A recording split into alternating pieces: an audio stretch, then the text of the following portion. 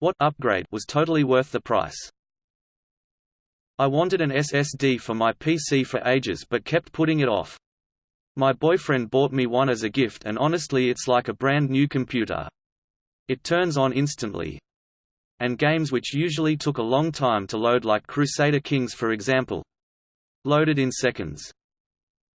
If you're still using a mechanical hard drive, upgrading to an SSD is the single most important upgrade you can make. It will have the biggest impact on your day-to-day use and can make an 8-year-old computer feel like brand new. I did the same for my Dell laptop. Huge difference. Boot up time went from almost 15 minutes down to less than 2. Some of that may be down to reinstalling Windows on a clean disk. But overall there is a noticeable increase in responsiveness. Best $90 I have ever spent on a computer. Paying professional movers instead of renting a U-Haul. $500 was totally worth not having to schlep my own crap down from a third-floor walk-up, and it took less than half the time.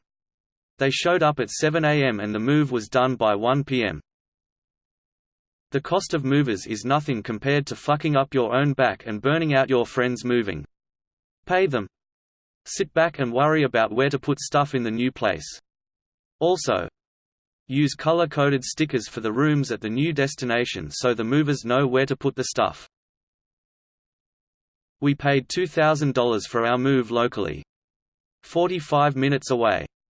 But they packed us, loaded us, unloaded us, and set up our furniture, bed that had been disassembled. 3 dudes worked from 8 a.m. midnight. 10 out of 10 would do again. Better shoes. I grew up poor. So $100 shoes were considered ridiculous. Now I wouldn't pay much less. And they're worth every penny. If it's between you and the ground. Pay extra for the good stuff, tires, furniture, shoes. Edit, nothing magical about $100 price tag. That was just an arbitrary round number that has been fairly accurate in my experience. Yes, there are good $70 and $80 shoes. You don't need to keep pointing that out. Obviously there are also discount stores and occasional sales. Sigh. The point is, don't buy the cheapest ones. I went to the outlet mall in my city and Adidas had a store-wide 40% sale. I got the comfiest shoes I've ever had. I don't usually go cheap on shoes, but also never go crazy. I got $170 shoes, way more than I've ever spent, but because of the outlet mall they sold them for around $130. And then the sale lowered again. After tax they were $81. The cheapest and most expensive casual shoes I've ever bought. Good boots. I've been in the military. Fire service, EMS. All jobs that require boots. When I was in the military, I bought a $200 pair of Rockies. Lasted for years. Firefighter, EMT, hay boots for $260.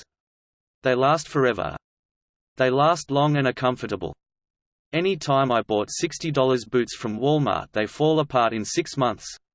And the only time I've had a plantar fasciitis flare-up is in the cheap boots. A good gaming mouse. Not even really for playing video games. I have carpal tunnel, and the difference between a cheap mouse you can grab at Walmart for $10 and an ergonomic one for $60 is league apart.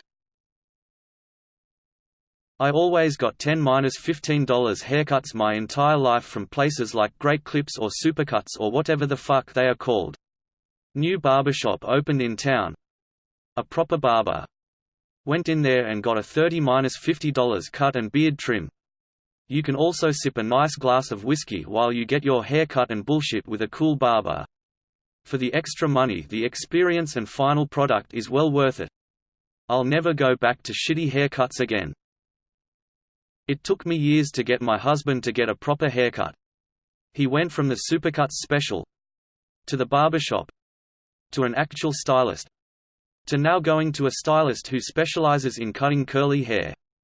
Any man who has natural curls and consequently battles frizz should try going to a curly hair specialist at least once. The Devacut and Weedad hair methods are game changers. And it just kills me that so many people with curls have no idea how to take care of or style their hair. Computer chair. Went from a wooden kitchen chair to a proper office chair, not one of those cheap ones. A proper comfy one, and my back stopped aching within a week. I'd thought it was my bed that was causing me issues. Nope. I once spent $10 to upgrade my paintball gun at a friend's birthday party. Best $10 I've ever spent. Dramatically increased the accuracy and power of each shot and meant I had a pretty unfair advantage on the rest of the group. Definitely pay to win. Basically made the money back throughout the day too, as I didn't need to purchase as many paintballs. Pillows. I bought a pair of the fancy bamboo cover memory foam king-size pillows at an arena home show a few years ago. They are the only pillows I've ever owned that don't go flat after a few months. A mattress. I spent my first 19 years sleeping on a hand-me-down mattress which was bought in the 70s. And then when I moved out in a sleeping bag, then a $200 IKEA mattress. I bought a $1,400 Lissa mattress. And holy shit, it's so much better. I've had it 3 years now and it's worth every penny. My back doesn't hurt every time I get up. It's so comfortable. And it doesn't stab you with springs poking out like my previous 2 mattresses had. Toilet paper. Silky smooth. Movie theater seats. In our local theater, there are a few rows of reserved seats. They're in prime location. Cost about $1 extra per ticket. And let you arrive right before the show, instead of waiting in line for an hour hoping to nab a decent spot. Buying good speakers. My spare time when watching series or listening to music is so much more enjoyable. It is now 4 years since I bought them and I can still almost cry whenever I come home after a longer period away when listening to them. First class, or whatever they called the upper class, on the train from Amsterdam to Paris. It cost only slightly more but gave good Wi-Fi. Nice seats. Free food. And it was very quiet. On the return trip I was on the other side of the car and didn't even have a seat beside me. My car. I went from a 1997 Grand Marquis to a used 2016 Chevy Volt. I was paying out the arse in gas and there were lots of little expensive gremlins I had to fix. Then the transmission started to get a bit wonky and it didn't feel right to drop over $1,000 to replace it on a car worth maybe twice that. Now I have a car that's fun to drive, reliable on road trips, and is maybe $80 more expensive per month, factoring in slightly higher insurance and registration costs. Don't take this as an excuse to go out and buy a fancy new car you can't afford though. Do your homework and make an informed decision before dropping lots of money on anything. I've just upgraded from a good enough Android phone that did everything I needed, Alcatel K10, to a flagship Android phone that does everything I need really well, OnePlus 7T Pro. Before upgrading, I'd have argued that it was really not worth it when, technically, a $200 phone does everything. But the difference in just doing something, and doing something really well, is light and day. And because I'll be feeling the benefits of this dozens of times a day for however long the phone lasts, I'd say it's well worth the price. Edit, just a note, upgrading to a doing everything well phone over a good enough phone doesn't always mean a £700 plus flagship.